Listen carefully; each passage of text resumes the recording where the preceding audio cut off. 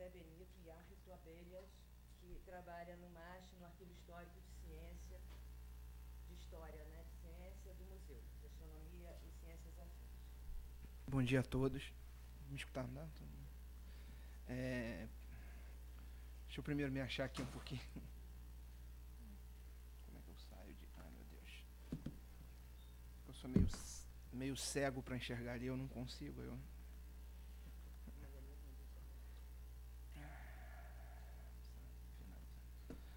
Bom, primeiramente agradecer a Memória da Eletricidade em nome do Museu de Astronomia e particularmente do Arquivo da História da Ciência, do qual eu faço parte. É um prazer para a gente, que nós somos uma instituição muito pequena, apesar da gente ter um trabalho bastante intenso na parte de preservação e divulgação de arquivos históricos. É sempre uma oportunidade de a gente estar se apresentando. O museu inteiro tem 75 funcionários. Se as próximas aposentadorias não acabarem com a gente acha que consegue, né, resistir mais uns anos. É um prazer também para mim voltar à Biblioteca Nacional. Eu sou historiador de ofício. No Arquivo de História da Ciência, nós só temos um arquivista, depois a gente vai dizer, um arquivista, que é a nossa referência, e eu estou do lado de cá do balcão, como a gente costuma dizer, tem 7 anos.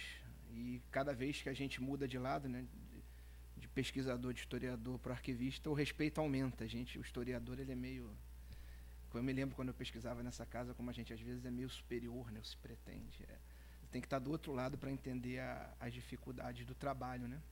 Então, a minha ideia aqui é apresentar um pouco para vocês a nossa experiência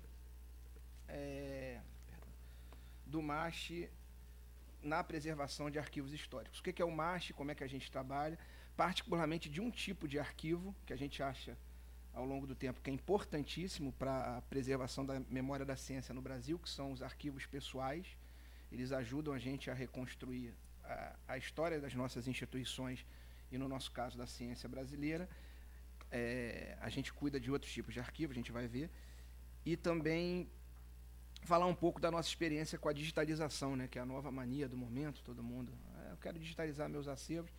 A gente começou por esse caminho, não é um caminho fácil, né, a gente tem tido boas experiências e algumas nem tão boas. A gente vai partilhar isso com vocês. Peraí. Muita tecnologia, eu sou um homem do passado.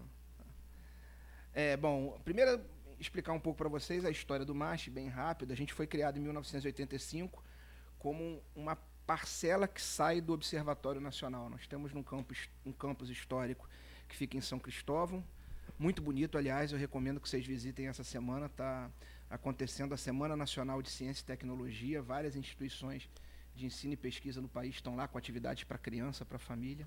Então, estou vendendo esse peixe também, está lá no nosso campus.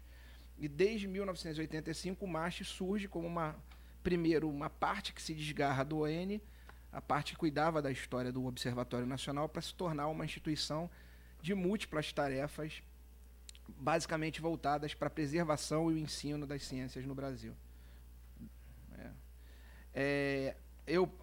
O nosso arquivo de História da Ciência, ele está dentro de uma coordenação chamada Coordenação de Documentação e Arquivo. Essa coordenação, ela tem 3 atividades centrais. Ela tem uma biblioteca especializada em arquivos, em livros da nossa área, das nossas áreas de especialização. O museu, ele atua em 4 grandes áreas, 3 grandes áreas, 4, olha eu mesmo. Museologia, museologia na parte de equipamentos científicos, focada nisso. História da ciência, a gente tem uma equipe de historiadores que faz a história da ciência com os nossos acervos e para além dos nossos acervos. A parte de preservação documental, arquivística, e nós temos uma área de educação em ciências, em espaços não formais. Então, a nossa biblioteca tem literatura nesses 4 grandes campos. Nós temos um laboratório de conservação e preservação em papel, que é um orgulho lá da gente também com pouquíssima gente trabalhando, que cuida basicamente dos nossos acervos bibliográfico e arquivístico, que são bastante diversos. E a CDA também tem o Arquivo de História da Ciência, que é onde eu trabalho. E aí começam os nossos problemas, né? Só para vocês terem uma ideia, o Arquivo de História da Ciência eles têm duas grandes atividades. A gente é, primeiro, o arquivo institucional. Então, nós temos uma função que é cuidar da documentação da nossa instituição. Isso pressupõe classificação de documentos, recolhimento de documentação, preparação para descarte, né? E a gente tem uma outra atividade, que é a captação, organização e disponibilização de arquivos relevantes para a história da ciência do Brasil. Então, a gente tem uma parte de arquivo histórico e uma parte de arquivo institucional corrente, né, de gestão de documentos. Para fazer essas duas atividades, nós somos 4 funcionários no arquivo inteiro, pode parecer.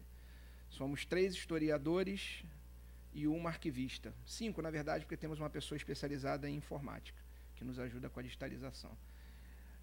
Eu não vou falar muito da gestão documental, mas se vocês quiserem depois saber um pouco da experiência, a gente conseguiu avançar em alguns pontos. Nós temos aprovado tivemos agora há pouco tempo, o nosso código de classificação e nossa tabela de temporalidade para a documentação finalística, que é uma coisa muito difícil. A gente teve isso aprovado pelo Arquivo Nacional.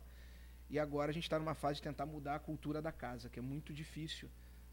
A preservação, guarda documental, ou seja, a organização de documentos desde a origem é algo muito difícil. As pessoas entendem que isso é do cotidiano, cada um faz do seu jeito.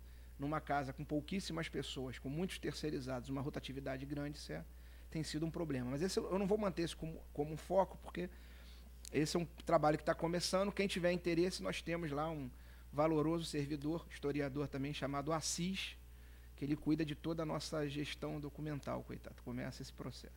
E a outra é a parte histórica, né, da captação de arquivos históricos, que eu vou falar um pouco aqui.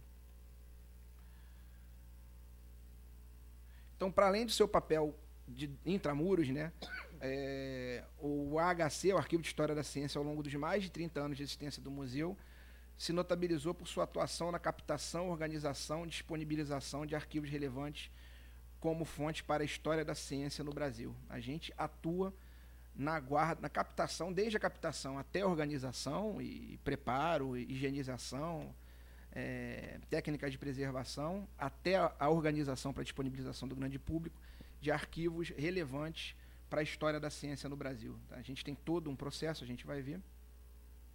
E a gente tem 2 tipos de arquivos principais. Arquivos de instituição e pesquisa na área de CIT. Alguns arquivos de instituições importantes, pelo menos parte deles estão com a gente. E arquivos pessoais de cientistas, que foram a nossa especialização.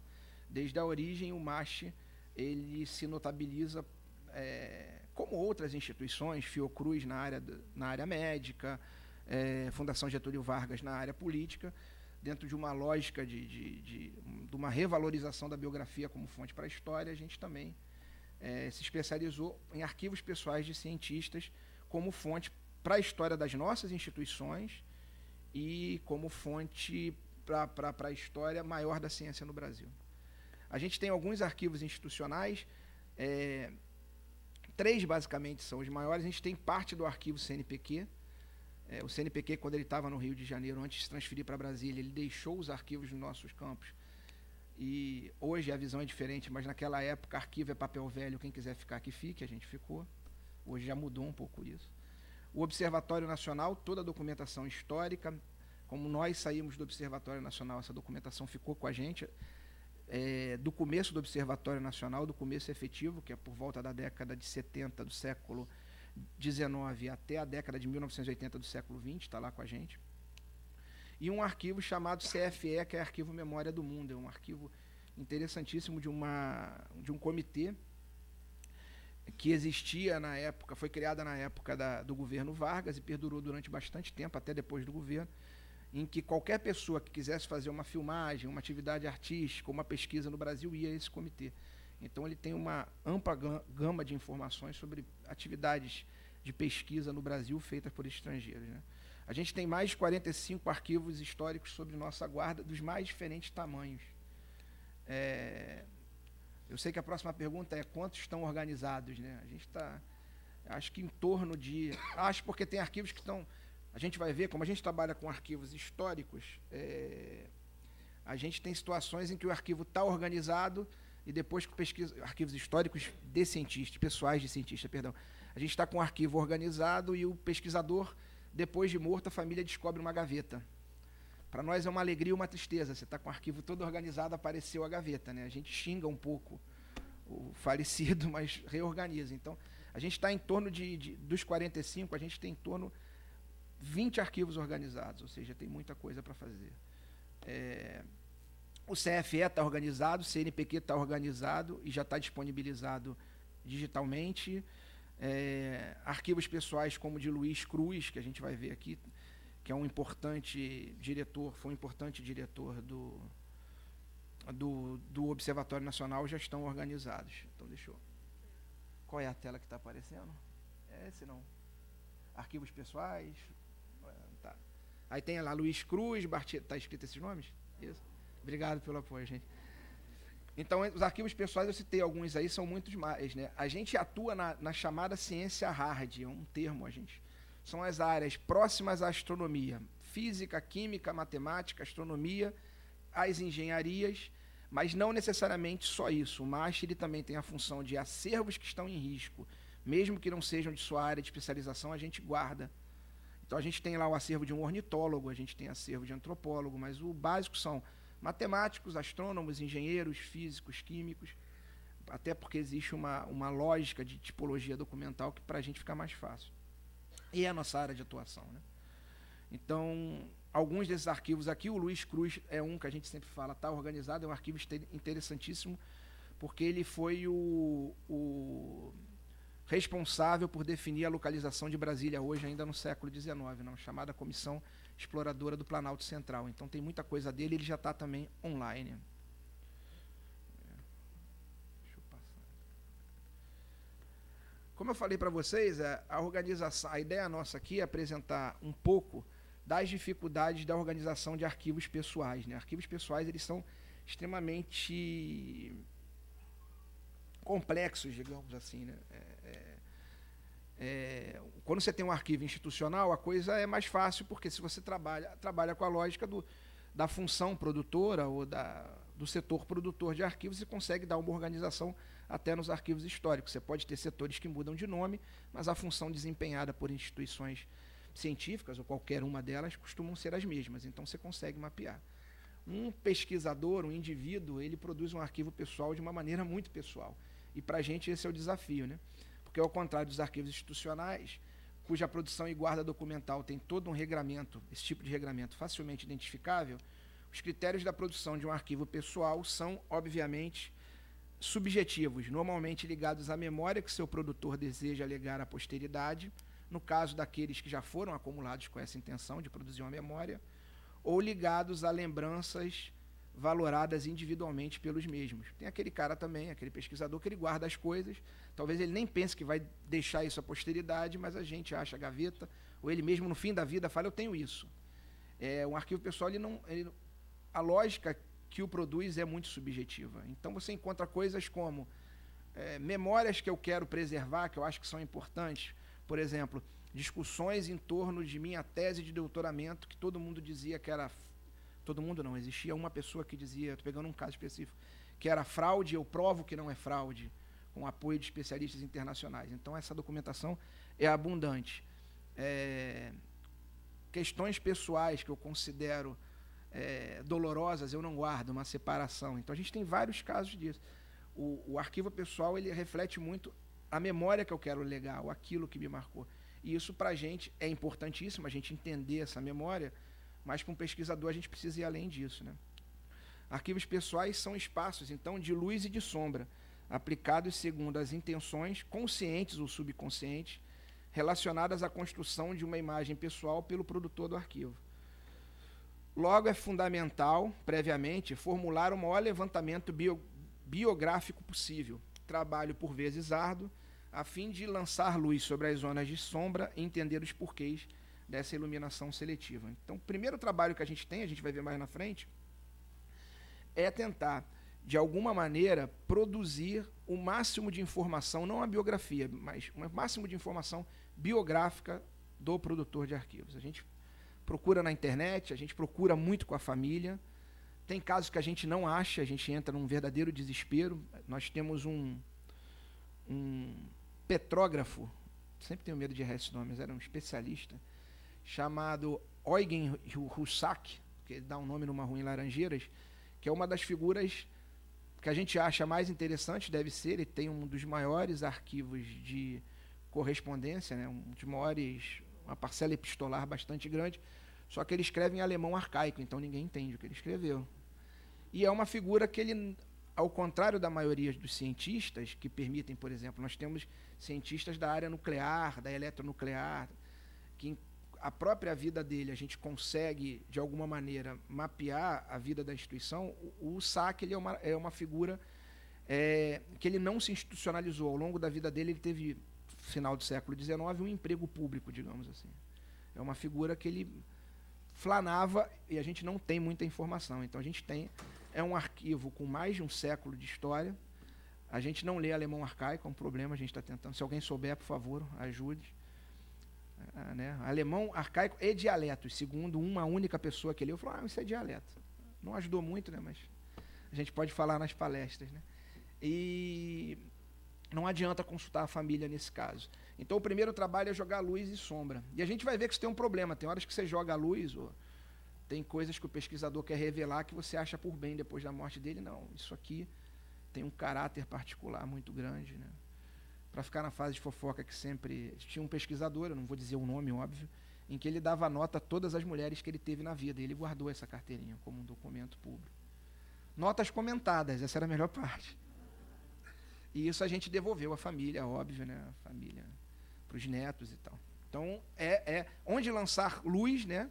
E a nossa lógica é sempre lançar luz onde haja interesse histórico, institucional, para a questão das ciências. Esse da foto é o Luiz. Oh, não, peraí, onde eu estou? Em cima. Tá. Então, a gente tem essa questão dos... Deixa eu até passar aqui. Demora. Esse da foto é o Luiz Cruz. Esse é um dos que a gente tem mais informação biográfica, porque ele foi uma figura pública que a gente diz institucionalizada, né? Ele foi um dos grandes formuladores do Observatório Nacional na transição do século XIX para o século XX. É um sujeito que resistiu à queda do Império, apesar de ser um homem bastante respeitado no Império. Era um belga, ganhou a nacionalidade brasileira, morreu como diretor do Observatório Nacional. Aliás, o que era muito comum no serviço público, né, nessa época. O cara virava diretor e morria no cargo, era impressionante. Né?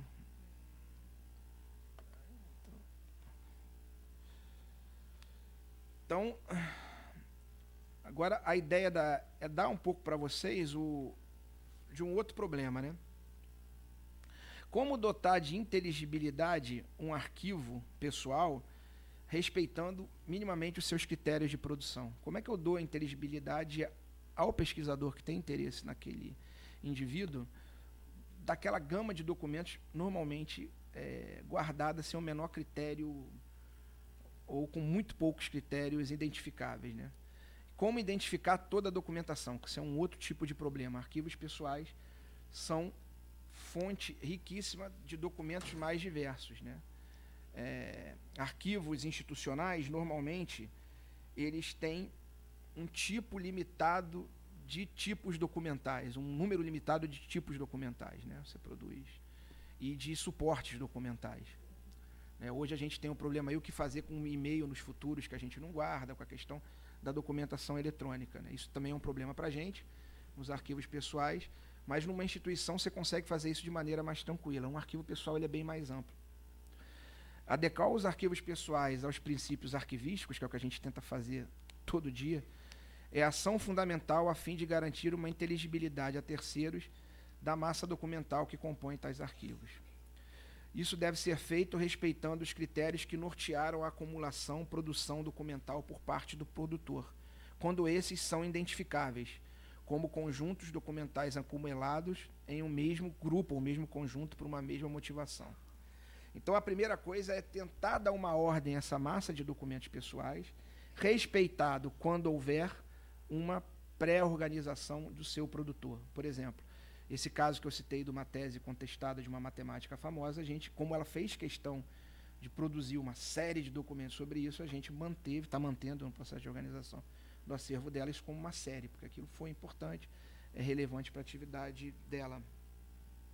Mas, normalmente, arquivos pessoais eu estou há 7 anos no Arquivo de História da Ciência.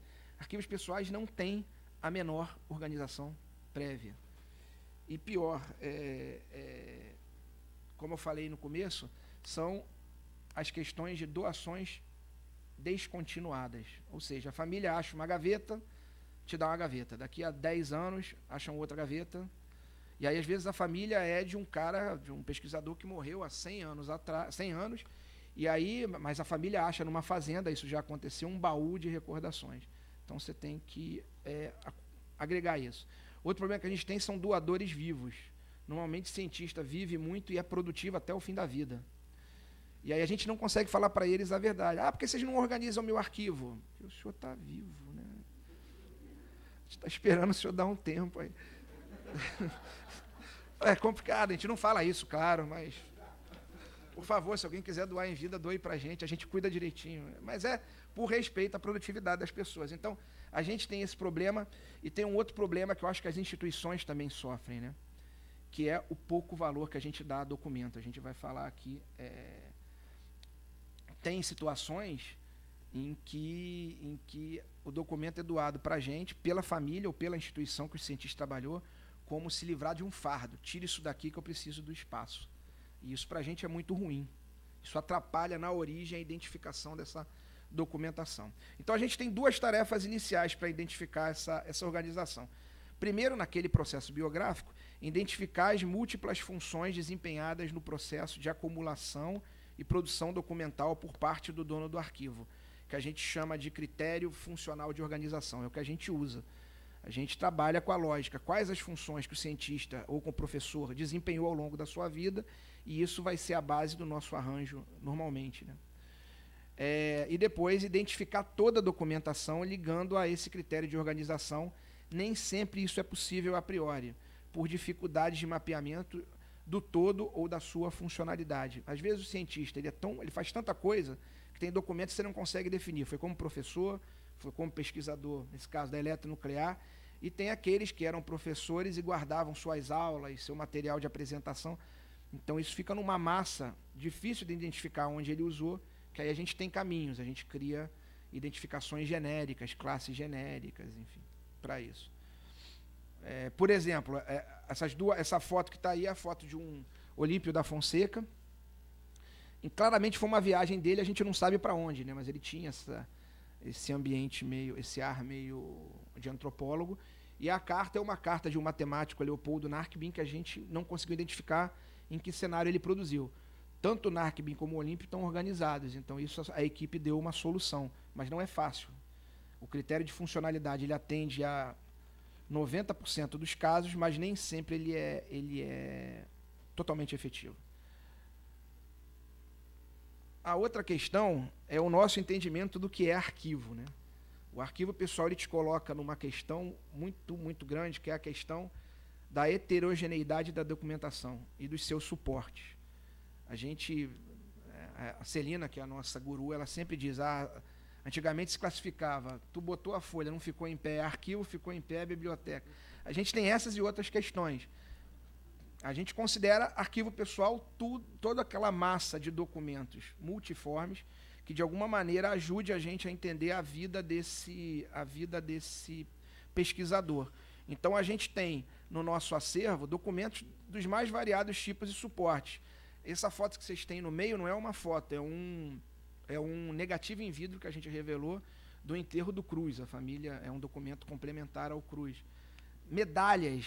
Os pesquisadores guardam medalhas, a gente entende isso como um documento de arquivo. A gente faz a descrição, a nossa museologia, dentro das normas museológicas, a gente guarda em espaços separados, impressos de livros.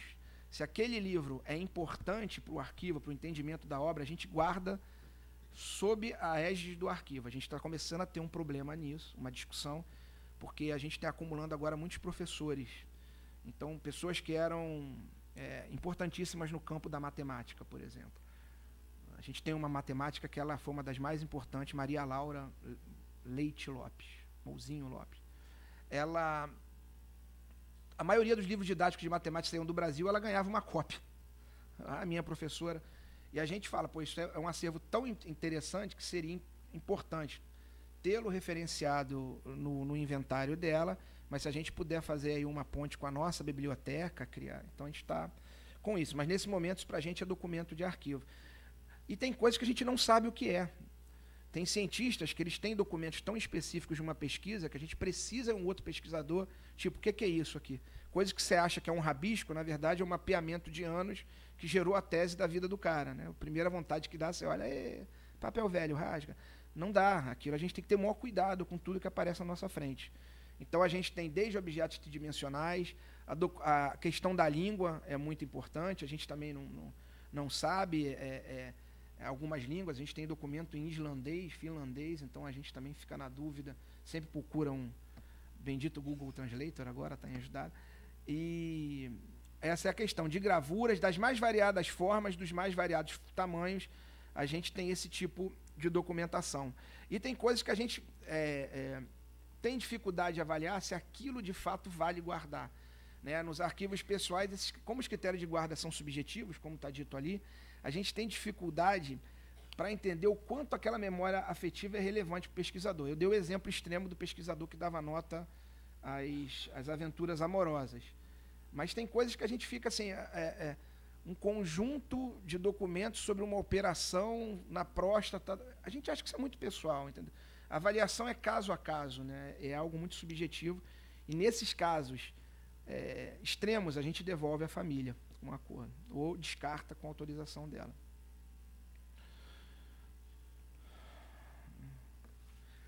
E um outro problema que eu acho que é o principal, e aí eu acho que vocês vão se sentir, a maioria aqui é de instituição, que é um problema para a gente principal, o que é institucional e o que é pessoal. Se me perguntar objetivamente, é um inferno isso, eu não tenho como definir. Porque a maioria dos cientistas que a gente tem sob a nossa guarda teve uma atividade profissional, e eu diria às vezes até de gestão de instituições científicas, que se confunde com as suas instituições.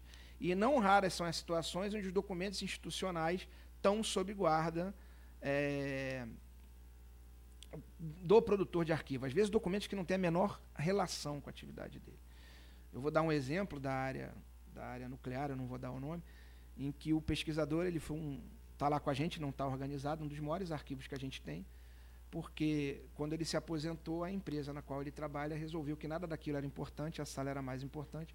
A gente desmontou uma sala e levou quase 500 caixas da nossa caixa padrão é uma caixinha assim, 500 caixas de documento, eu não vou me lembrar agora a medição, mas a gente tem, é o maior espaço de guarda porque desmontou-se o laboratório dele e se levou.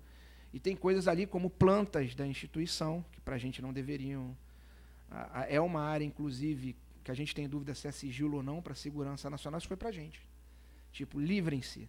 E isso não é incomum, infelizmente. O que é institucional? Há a confusão que o próprio cientista faz, né? E há a confusão que as instituições e as famílias fazem. As famílias também fazem isso. Às vezes é importante livrar espaço. A família, não por uma maldade, a família guarda aquela documentação que ela acha importante e tudo aquilo que ela qualifica como cacareco, ela quer se livrar. E isso traz para a gente um problema. Eu vou dar um exemplo, acho que a gente pode falar, porque é um dos pesquisadores para o MASH mais importante, Rogério Mourão, acho que todo mundo, quem tem mais idade, já ouviu falar, o astrônomo mais famoso do Brasil, era um homem multimídia, escrevia em revistas, ia para a televisão. Ele acumulou o seu arquivo pessoal numa casa dentro do Observatório Nacional. Nessas relações que agora estão, sendo entre o público e o privado, o cara trabalhava na instituição, ele tinha uma casa ali, ele se aposenta, ele continua com a casa. Essas coisas que existem no Jardim Botânico existiam também no Observatório Nacional. Só que o Mourão é uma figura muito importante. Então, enquanto ele esteve vivo, o acervo dele esteve guardado nessa casa. Assim que ele morre, era preciso dar uma destinação. E a gente não teve, a gente teve que sair correndo com a documentação dele, e ele era um acumulador. Então, a gente tem esses problemas. O que fazer? Quando descartar, como a gente vai entrar numa outra fase? Ele também tem em torno de 500 caixas. Né? E ele era uma figura muito interessante. A gente achou várias revistas masculinas, digamos assim. E o primeiro pensamento, como a gente é preconceituoso, velhinho, safadinho. Não, ele não era. Ele escrevia uma coluna de astronomia dentro da Ele e Ela. Vai entender, né? Então a gente tem que ter maior cuidado, não é só, pô, isso não, ai, que coisa feia. E tem uma muito interessante que a gente está decidindo lá, de uma mulher astróloga, uma roupa belíssima, década de 80, uma roupa, né? Sem roupa, claro. Belíssima, deitada numa pedra na década de 80. E ali não tinha, nessa revista não tinha nada dele. A gente, por que ele guardou essa revista, né? A gente já... não, ela cita ele. No meio do ensaio nu, ela cita que ela estava com muita raiva do astrônomo Rogério Mourão, porque ele falou mal da astrologia. Então a gente tem, isso é um documento de arquivo. Tá? A gente tá... Como tinha uma mulher e 3 homens, a gente deixou a mulher decidir para não falar que foi algo misógino, né, ou machista. Então a gente tem esses problemas, né? Documentos relevantes também são enviados a gente, receitas, remédios, caixa de remédio. Isso a gente devolve à família, né, depois de uma avaliação. Né? Então, quais são as fases de organização? Agora a gente vai entrar um pouco mais, sair dos problemas, né? A primeira, como eu falei, é um levantamento de dados biográficos. Não é uma biografia, a gente não pretende fazer uma biografia, mas a gente pretende entender onde ele trabalhou, quais eram as relações pessoais dele mais próximas. Às vezes você descobre um nome que é recorrente, você descobre que é um amigo muito próximo, um familiar. Quais eram as atividades outras, para além da atividade profissional. Nós temos um cientista, agora me foge o nome, isso era o Alírio, que era extremamente religioso, e isso era importante para ele, no arquivo pessoal dele e para a vida dele. Então a gente tem que levantar, por exemplo, um pouco da história das ordens que ele seguia, né, aquelas ordens laicas que ele seguia dentro da igreja. Então a gente faz esse levantamento. A partir do momento que a gente tem uma biografia minimamente montada, a gente parte para a identificação do documento, que é uma fase bastante braçal e bastante cansativa, que é ler documento a documento, para dele extrair a maior informação e começar a mapear. Isso foi produzido onde, para quem, né? Isso tem uma série pessoal, sim, mas dentro da série pessoal a gente tem divisões. Por exemplo, correspondências com a família, isso pode ser uma subsérie, ou relações escolares. Então a gente tem que definir de onde está esse documento. Então a gente lê documento a documento. Aí vocês têm uma foto do prédio sede do museu, que foi o prédio histórico do Observatório Nacional, e essa foto é de um arquivo pessoal, é uma daquelas questões, para voltar um pouco, de um diretor chamado Henrique Morizzi, que foi o responsável por construir o nosso campus, e essa foto é dele. Eu trago essa foto, que além dela ser belíssima, é uma eterna dúvida, será que isso era do Morizzi mesmo? Ou ele, quando deixou de ser diretor, ele me dá essa foto para cá, eu falando mal de um sujeito que morreu há anos, né? Que ele não venha puxar meu pé, mas é um tipo de coisa, né? Para mim, isso não está num arquivo institucional do observatório, está num arquivo pessoal. E o observatório, até a gente resgatar essa foto, eles não tinham essa foto. Esse prédio está lá até hoje, é belíssimo, vale a visita.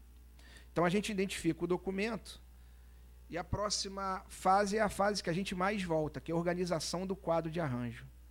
Eu estou lá há 7 anos, eu tenho um verdadeiro desespero nessa fase no arquivo pessoal. Porque você pensa em alguma coisa e de repente aparece um documento que muda toda a sua lógica.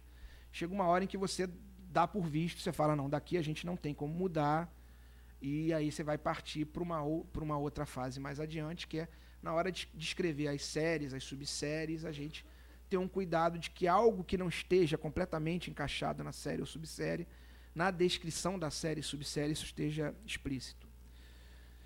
Depois a gente faz, desse quadro de arranjo, da identificação, a classificação dos documentos. A classificação dos documentos é organizá-los, né, respeitada sempre a organização prévia nos casos raros em que ela existe, organizar os documentos em dossiê. O dossiê é a unidade mínima de arquivamento que a gente usa no MASH. A gente vai até a nível de dossiê. Então, o dossiê pode ter um documento, pode ter 100 documentos, dependendo do assunto que ele trate. A gente agrupa os documentos por dossiê e faz essa classificação, que vai ser fundamental para a posterior codificação.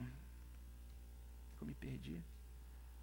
Eu peço desculpa do PowerPoint, eu também não sou muito bom, eu sou que nem a codificação, não. A descrição dos dossiês, eu também sou que nem o Ministério Público do Paraná, eu não sei fazer PowerPoint, não. Então, tá. Que a gente faz depois? A gente descreve cada dossiê, a gente descreve as séries e os dossiês. Não basta dizer que é dossiê tal. O que é isso? É documento, correspondências trocadas com a família. Quando tem um número de correspondência, é muito comum, com um filho, com a esposa, ou com a ex-esposa, com o ex-marido, que o pesquisador acha importante, a gente descreve isso no dossiê. E aí, esse dossiê, toda essa documentação, ela tem um tipo de codificação. A nossa codificação normalmente funciona, primeiro, por 2 letras, que identifica o nome do arquivo. A gente está chegando a um problema agora que tem arquivos que as letras estão batendo, a gente não sabe o que vai fazer, talvez 3. Então, por exemplo, aí vocês têm um exemplo, LCT1036, LC de Luiz Cruz, o T que é textual, apesar da gente priorizar a organização por função, determinados tipos documentais, isso é uma discussão que a gente tem internamente, a gente ainda separa iconográfico, negativo em vidro, tridimensional, porque a gente acha que, nesses casos, a maneira de descrição do documento é tão importante que se sobrepõe à função. E aí a gente faz a referência, por exemplo, uma foto que estaria junto de uma carta, a carta a gente coloca num dossiê textual, essa foto vai para o iconográfico, mas a gente faz a referência dentro dos nossos instrumentos de busca, para não se perder essa referência. E nessa fase, importantíssimo para a gente, os documentos eles são codificados. Hoje isso é importantíssimo porque antes para a segurança, hoje ainda para a segurança e para a digitalização. Nós estamos começando a digitalização dos nossos arquivos e isso é um trabalho braçal, a gente definir onde vai colocar lápis 6B em cada documento, normalmente do lado direito superior. Não dá para ver na foto aí, mas lá em cima, dá para ver ali, tem um LCT. Aquilo é a codificação que a gente faz, documento a documento. E até nisso tem discussões para digitalização. Uma parte de nós acha que todas as páginas têm que ter código, só que nós somos só 3. Outra parte, por quê? Para não se perder nenhuma folha no processo de digitalização e até para consulta ao vivo, né, das pessoas. E outra parte diz, não, já que está digitalizado e tudo vai ser um mesmo conjunto de imagens, né, só bota na primeira página. A gente tem essa discussão lá dentro. A maioria de nós defende a segunda. O problema é quem vai codificar tanto documento. Tem hora que a gente fica... Mas os primeiros, os menores, a gente está codificando folha, página a página. A gente faz isso. Bom, depois de organizado, codificado, a gente lança os nossos inventários. A maioria em papel, né? A gente tem inventários em papel ainda, estão aí 3 deles. Estou acabando, consegui me manter no tempo. Nós temos aí 3 deles, do CFE, do Rio Nogueira, que é um matemático interessantíssimo, um acervo diferente do que a gente tem. Ele é matemático aplicado, ele atua na área de previdência, né? Foi um dos grandes criadores dos fundos de pensão, por exemplo, da Petrobras. Ele é era uma figura ímpar. E o Hervásio de Carvalho. Então a gente tem aí 3 desses. A gente produz ainda em papel esses inventários, mas todos eles estão disponíveis no nosso site. E nesse inventário a gente dá conta da classificação, dos porquês da classificação, das descrições das séries, subséries e dossiês. Ali a gente tem os índices, a gente tem as referências. Então é um documento bastante... É um inventário, né? Todo mundo aqui, eu ensinando os padres da arquivo, eu, um leigo de história. Vocês sabem melhor que eu, né? E aí, de uns 3 anos para cá, nós começamos a digitalização dos nossos acervos, né? A digitalização que eu brinco que é a grande maravilha do mundo. Todo mundo quer digitalizar acervo. Né? Quando você vai ver no detalhe, é um inferno. E a gente explica por quê, né? Ela, de fato, é muito boa. Ela permite a consulta remota dos seus arquivos, isso é fundamental. Ela é um instrumento de preservação, né? Você que tem uma documentação histórica muito antiga, desgastada, depois que você trata essa documentação, você digitaliza, o tempo de manuseio vai ser muito mais amplo, né? É claro. Mas ele tem alguns desafios que a gente quer dividir com vocês, que a gente tem enfrentado, né? Existe toda a normativa do CONARC para digitalização, ela dá conta de bastante coisa, mas algumas coisas a gente não consegue, né? Por exemplo, você precisa de uma criação de uma infraestrutura voltada à digitalização que é muito grande, ou terceirizar esses serviços, cujo custo não é barato. No Museu Via Projeto, a gente conseguiu comprar 2 scanners maravilhosos, né? Umas máquinas que você entra assim, você fala, pô, estou trabalhando num lugar de ponta. O problema é, a gente não está com dinheiro para fazer a manutenção das máquinas. Então a gente tem feito a manutenção no carinho, no amor, a gente liga para... Mas isso não funciona, né? A gente precisa de um contrato de manutenção e o museu hoje não tem dinheiro. Nosso orçamento hoje é 30% menos do que era 2 anos atrás. Então a gente tem esse problema. Outra coisa, a gente está numa discussão lá dentro, o aumento da capacidade de storage. Não sei se fala assim, quem é da área de informática. Porque a gente precisa guardar essas imagens, segundo o CONAC, em alta resolução e o que a gente disponibiliza em baixa. E isso é um problema. A gente não tem, né, condição de pessoal, nem se tivesse também pela questão de quem está vivo, quem está morto, a gente não poderia hoje digitalizar todos os nossos acervos. Mas se a gente pudesse, a gente não teria onde guardar. Pior, a gente não resolveu a questão do backup, que se orienta que você tem um backup em outra instituição. Isso é um problema, você achar uma outra instituição com espaço, e aí para você fazer uma permuta, eu guardo de vocês, vocês guardam o nosso. Isso é complexo. Que a gente conseguiu superar, desenvolver uma base de dados manuseável. O que eu chamo de manuseável? Não sei se o termo é esse. Porque às vezes você contrata alguém, faz uma base de dados maravilhosa, mas aí você fica preso naquela firma a vida inteira. A nossa antiga base de dados, você tinha que consultar o oráculo, eu brincava, era um garoto, se ele não atendesse, quando dava problema, ninguém resolvia. Essa não, ela foi feita, eu sou um analfabeto em informática, se eu falar uma besteira, mas me disseram, você tem que fazer em software livre e com código-fonte liberado. A gente fez isso. Então, hoje ela é uma base manuseável, mas a gente tem medo de quanto tempo ela vai durar, porque isso teve um custo alto, né? Uma grande questão da digitalização é o tempo em que essas coisas elas se degeneram, né? A gente não sabe.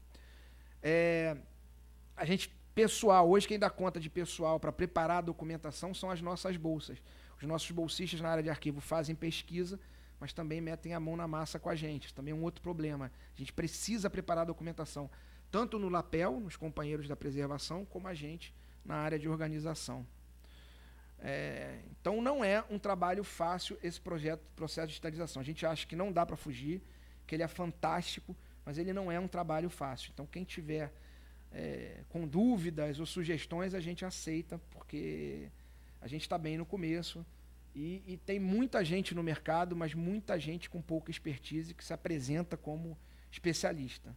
A gente já teve situações de tentar terceirizar determinada atividade, que o cara faz tudo e na hora você vê gente se propondo a digitalizar o que não está organizado, que é das maiores loucuras que existem. Às vezes o nosso gestor, até de boa vontade, ele acha assim, digitalizar, tirei a foto, isso eu divulgo para a comunidade. Não é assim. Digitalizar é a ponta de um processo que pressupõe um arquivo organizado e tratado. Então, são os desafios que a gente tem enfrentado. Isso só foi possível, né? Só colocar para vocês. Tem aí alguns resultados, as 2 máquinas, né? A gente brinca, os nossos carros de luxo estão sem manutenção, estão funcionando ainda, eles são máquinas alemãs. O nosso prédio novo, o MASH, ele conseguiu, até antes da crise, né, ter um prédio novo voltado à preservação de acervos arquivísticos e museológicos. A gente trabalha nele, tem um vale a visita, um espaço de guarda. Hoje o acesso é restrito, porque a gente tem arquivos, mas a gente mostra, preparado para esses nosso acervo múltiplo e preparado para consulta também. A gente tem uns espaços de consulta com sala espelhada, que são espetaculares, e a nossa base de dados, que está no nosso site www.mash.br, onde você consulta todos os nossos arquivos já organizados e visualiza aqueles que já estão digitalizados. Hoje nós temos digitalizados em torno de 5 arquivos, 6 arquivos, e vai aumentar. A maioria tirando os muito grandes, organizados, que a gente tem dificuldade de digitalizar, os pequenos todos, a gente acha que todos os organizados vão estar digitalizados num prazo máximo, se as máquinas não falharem, né? A gente tem orado muito para isso. A gente vai conseguir digitalizar até o final do ano que vem todos os menores, os cientistas menores. E o CFE, que é a nossa joia da coroa, a gente acha que até o final do ano que vem vai estar digitalizado, porque ele está num processo contínuo de tratamento no LAPEL, ele já está organizado, o LAPEL está tratando, porque ele realmente é a nossa joia da coroa, e a gente só digitaliza o que está tratado. Isso foi um outro problema que a gente teve, para finalizar mesmo. O primeiro acervo nosso digitalizado foi feito por uma firma contratada, e aí eu não estou aqui criticando a firma, longe de mim. Estou criticando, mas dando um desconto, porque eu acho que era a inexperiência deles. Boa parte do arquivo foi digitalizado antes de tratar. A gente mesmo, era uma briga que a gente tinha interna, e essa briga a gente hoje venceu. Todos os nossos acervos hoje só são digitalizados, tratados. É isso. Enfim, gente, agradecer a vocês e a gente está à disposição.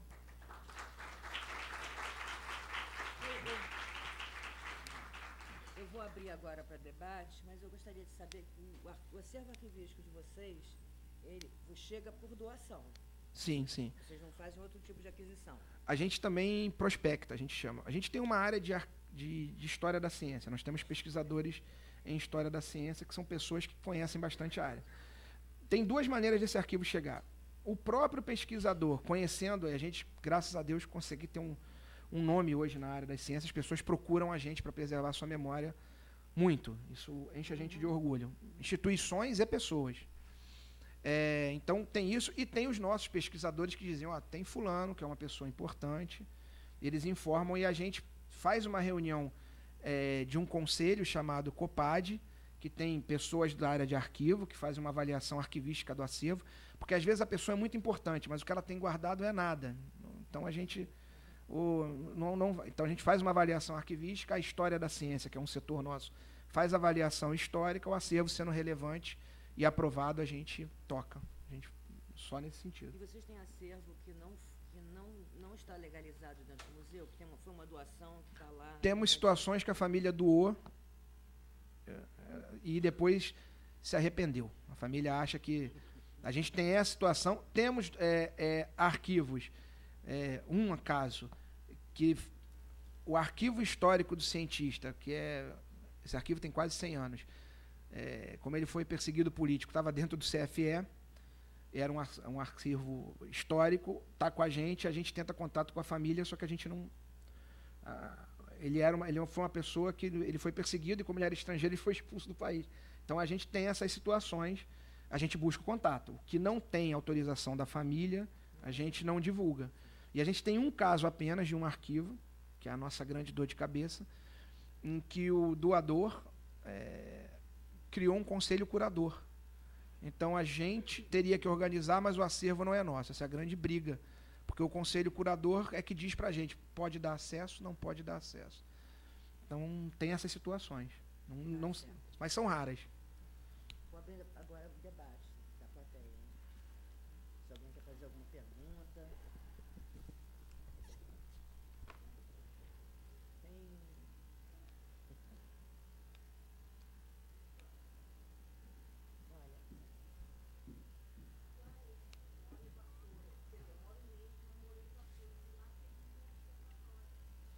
Sim, sim, ele pertence ao Observatório Nacional, e a gente não tem esse acervo. Ele é do Observatório, mas por que a gente conhece esse acervo? Porque parte do acervo do Observatório de Vassouras, lá eles fazem, uma das atividades que o Observatório de Vassouras faz é análise sismológica. Então ele tem planilhas de observação sismológica há mais de 100 anos. E esse acervo está sendo digitalizado numa parceria MAST Observatório Nacional. Então esse acervo está sob guarda do Observatório Nacional. O que aconteceu, para a gente entender? O que aconteceu? CNPq e Observatório Nacional. Os arquivos que a gente tem guardados com a gente são arquivos que, por serem históricos, não serem mais do cotidiano dessas instituições, não serem aqueles de guarda permanente na cabeça de quem geria a época, eles ficaram meio que... Abandonados não é o termo, mas querendo lugar de guarda. A gente se propôs a guardar. Mas a gente tem uma relação muito boa com os nossos vizinhos, até porque eu brinco, a gente que está de aluguel ali, o campus é deles, e a gente faz esse trabalho com o Observatório de Vassouras.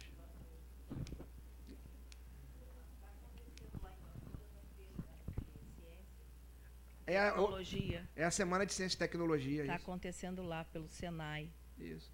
E a gente está lá no campus nosso, como eu falei, quem tiver criança pequena, ou quem não tiver, quem namorando de pouco tempo, um programa diferente, vá ao nosso campus, ali em São Cristóvão, está tendo Observatório Nacional, MAST, Instituto de Matemática Pura e Aplicada, CBPF, Instituto Nacional de Tecnologia, Jardim Botânico, está todo mundo lá. É um passeio que vale a pena.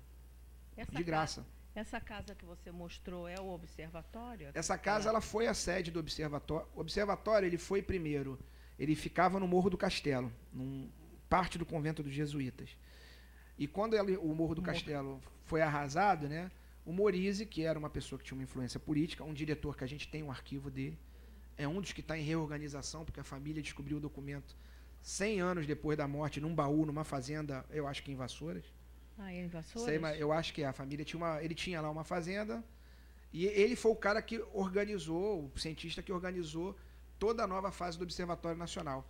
Então, esse prédio está lá, só que o Observatório Nacional não usa mais. Então, esse prédio, desde 1985, ele é chamado de prédio sede do museu. Na verdade, é o nosso espaço expositivo, mas quando ele foi criado, ele era o prédio sede do Observatório Nacional. Que o nosso campus, a parte arquitetônica, o que a gente tem foi doado pelo Observatório Nacional, tirando os prédios novos, claro. Sei.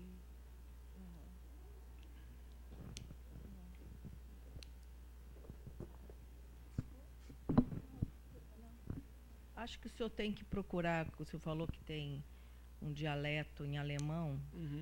Eu acho que o senhor poderia fazer uma pesquisa dentro da colônia judaica com o senhor tem esse dialeto. Porque pode ser em Yiddish que ele escreveu. A gente vai fazer essa... Assim, a gente às vezes tem... A gente trabalha muito por demanda. A verdade é que esse é um acervo que trata de uma época histórica... É importantíssimo. Eu fui o primeiro a tentar organizar. Foi a minha pegadinha quando eu cheguei no arquivo. Né? Eu me senti um incompetente completo. E a gente mesmo decidiu coletivamente, como a gente somos 4, né? E um arquivista. Então a gente tem o traquejo de organizar, mas a gente não faz nada sem que essa arquivista olhe. Até porque ela é uma das maiores especialistas em organização de arquivos pessoais no Brasil. Maria Celina, não sei se algum de vocês conhece. Óbvio, Maria Celina. E ela, nem sempre ela tem tempo, nem nós. Então a gente vai fazer isso, a gente já pensou nisso. Comunidade judaica, regiões onde você tem uma colonização alemã mais antiga. O problema é tempo, porque e como a gente é muito demandado, por exemplo, eu estou trabalhando num arquivo dessa matemática, Maria Laura. Uma amiga dela morreu, a família falou, pega lá em casa. E a gente para tudo, vai lá. É muito complicado. Com 4 pessoas, os nossos bolsistas ajudam muito, mas a gente não vai terceirizar a mão de obra. O bolsista está lá para aprender, o bolsista está lá para pesquisar, ele não está lá para ser um peão. Esse é o nosso entendimento. Né? Ele até ajuda. Vai lá, tem o dia, a gente brinca, tem o dia do lixo, que todo mundo pega a caixa. Né? Lá não tem essa não, mestre, doutor, a gente carrega a caixa na mudança dos acervos. Mas falta gente, a gente precisa de gente. E pelo visto não vamos ter por um bom tempo.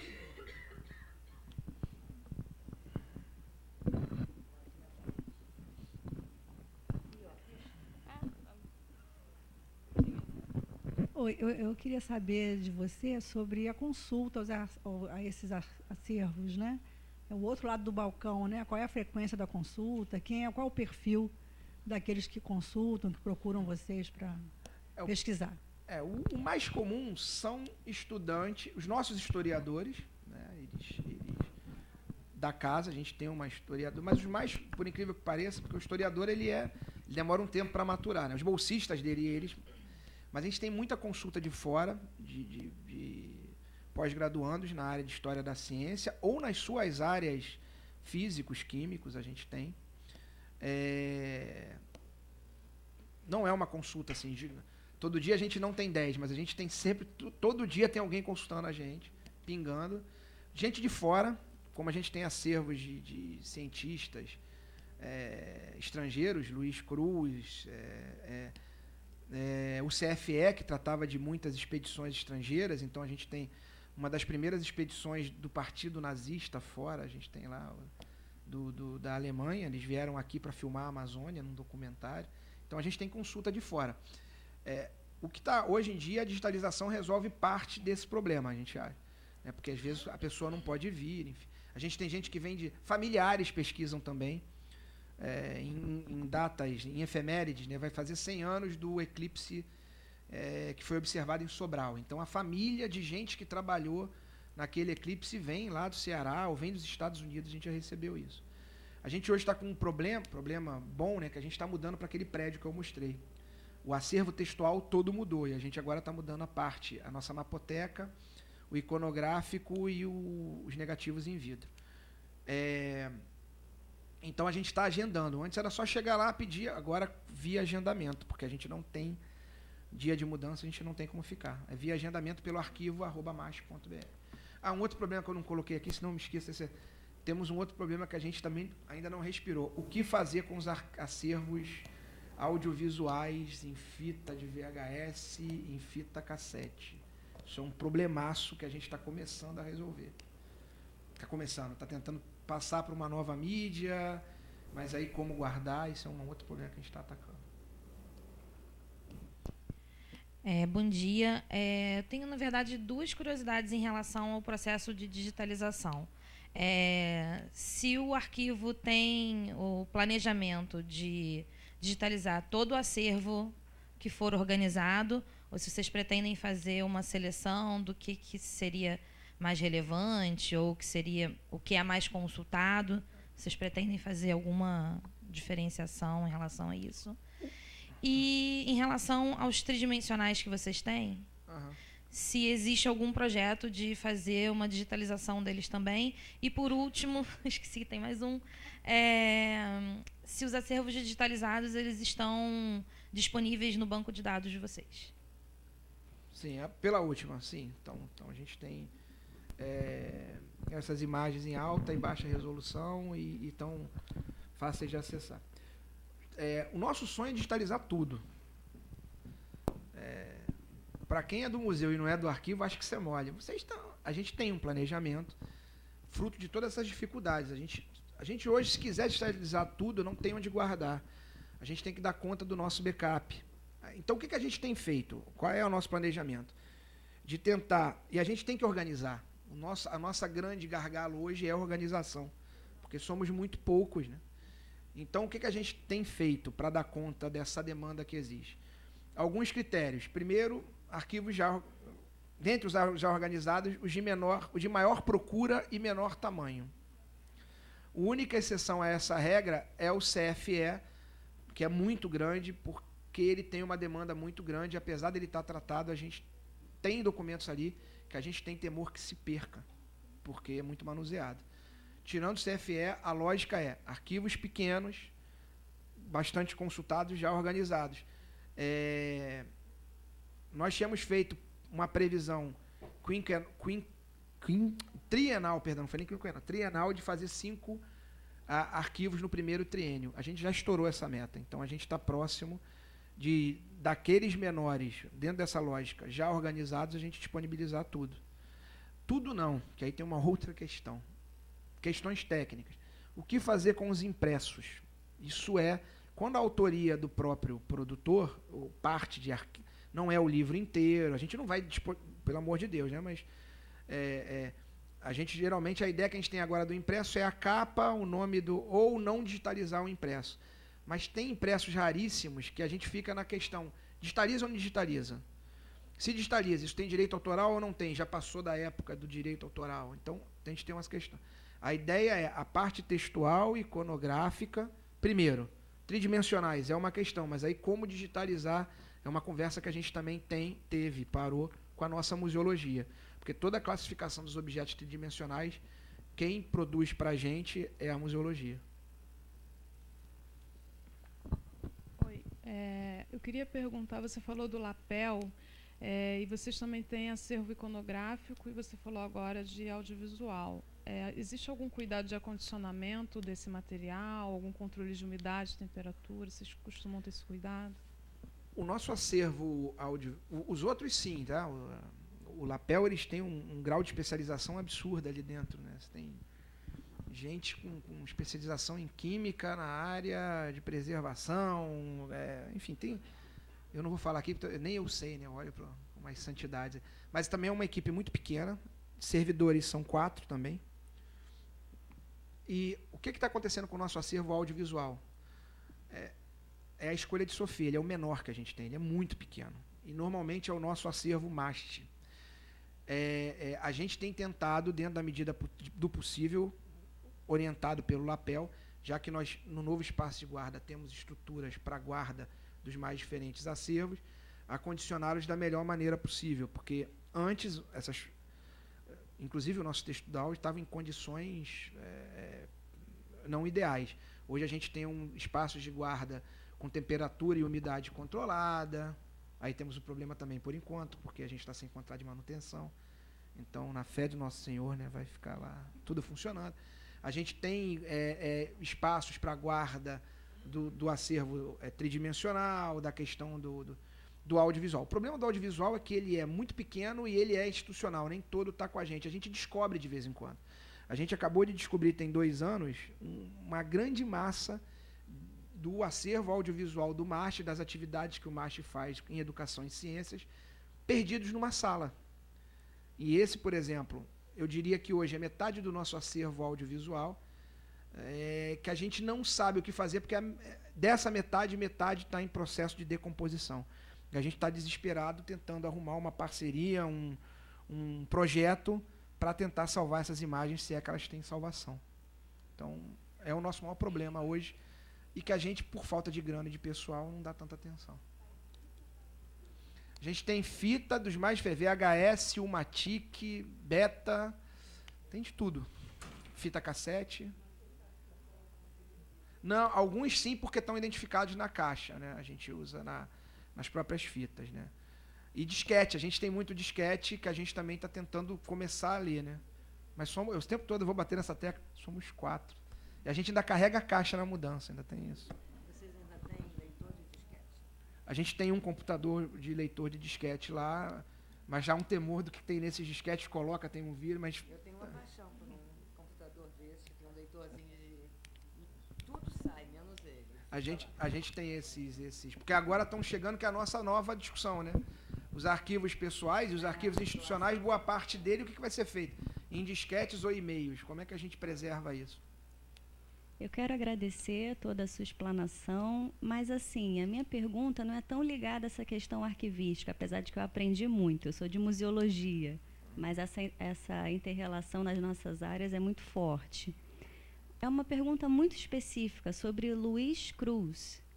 Quando você diz que ele comandou a exploração do Planalto Central, eu queria ter um pouquinho mais de detalhes a respeito disso. Quando isso aconteceu e se isso teve uma influência na construção de Brasília posteriormente. Sim. Você consegue me dar maiores detalhes, resumidamente? Assim? Sim, foi no final do século XIX, ele era o diretor do Observatório Nacional, ele era... e o Observatório sempre foi uma referência em posicionamento... Tem um nome disso, acho que é posicionamento geodésico. Geográfico. Geodésico. E ele era um homem a serviço muito próximo dos governos nessa questão, e ele foi escolhido para nomear uma comissão exploradora do Planalto Central, porque desde o século XIX a ideia era, por questões estratégicas, de ocupação do espaço, de defesa, levar a capital do Brasil para o interior, para como fosse uma fonte de interiorização. Ele fez essa comissão, se eu não me engano, eles fizeram 2 ou 3 viagens aonde é hoje Brasília. A comissão é marcada um pouco, as pessoas brincam, pela maldição, porque boa parte dos que lá foram pegaram doenças que levaram até o fim da vida. O Saque é um. Ele ficou mal porque ele pegou uma tal de beriberi. Eu não sei o que é isso, mas deve ser uma doença do século XIX, não mata mais. Eu não vejo mais ninguém, morreu de beriberi. Seria algo romântico, né? Mas o Saque morreu em consequência da beriberi. Eu não queria morrer de uma doença dessa, não, né? Parece que você morreu de um apelido. Não, mas o Saque é... Não puxa meu pé, o Saque, eu gosto de você. Mas foi uma expedição importantíssima. E tinha muita gente... Você tinha, por exemplo, o Saque, a gente está brincando, é um dos maiores especialistas em pedras do país e do mundo. Ele descobriu um novo tipo de material de pedras, né? Ele é famoso no mundo todo, pena que é uma figura pouco conhecida fora do seu trabalho científico. Ele tem uma ussatita, eu acho que é um material, um metal com o nome dele. Por último, você pode me citar uma referência bibliográfica onde tenho acesso a esses conteúdos? O relatório da Comissão Exploradora do Planalto Central, ele foi publicado pelo Senado Federal, ele tem um relatório da Comissão Exploradora do Planalto Central, que tem um histórico. É muito bom, para mim é o mais... Você tem livros da história do Observatório Nacional, escritos por ex-diretores, até pelo Morizzi. O Morizzi tem um livro sobre a história do Observatório Nacional, Henrique Morizzi. Mas esses relatórios da Comissão Exploradora do Planalto Central são muito bons. Devem estar até disponibilizados online, porque foi a Biblioteca do Senado que publicou. Bom, eu vou convocar vocês agora para um cafezinho lá fora, antes da próxima palestra, que é às 11 horas.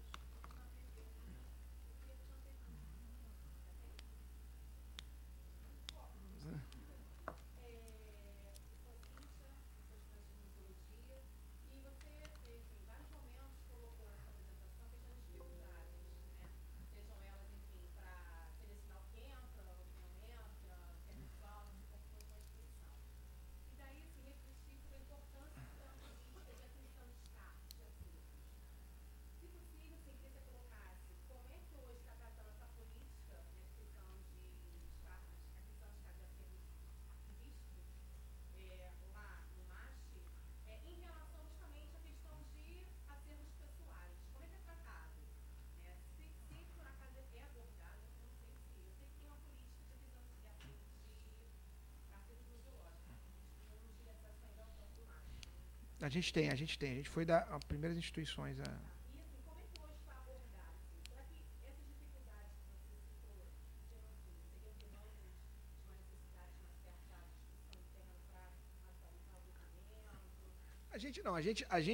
O nosso caso específico, a gente acha bem trabalhado, assim, fruto do trabalho histórico da Celina e de uma outra arquivista que infelizmente faleceu, chamada Araci, que cuidava muito disso, Araci Lisboa.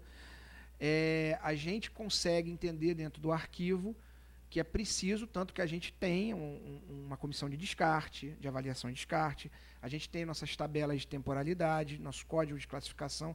Então, para a gente está muito claro isso. O problema é mudar a cultura da casa. No arquivo pessoal, a gente não entende, nossa lógica é outra. É um arquivo histórico, a priori tudo se guarda. E aí o critério é o bom senso, ele não tem como eu criar critérios objetivos para algo tão subjetivo, a gente entende isso. A gente usa o critério do bom senso no arquivo pessoal. Sempre em comissão. Né? Nesse caso do arquivo pessoal, a comissão somos nós da equipe do arquivo. Né? A gente raramente descarta algo. Raramente. Estou dando um exemplo.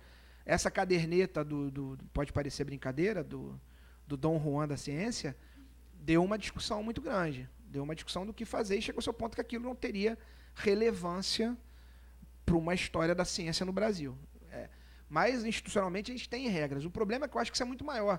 Eu tenho que mudar a cultura do MASH, a gente tem que mudar a cultura das nossas instituições.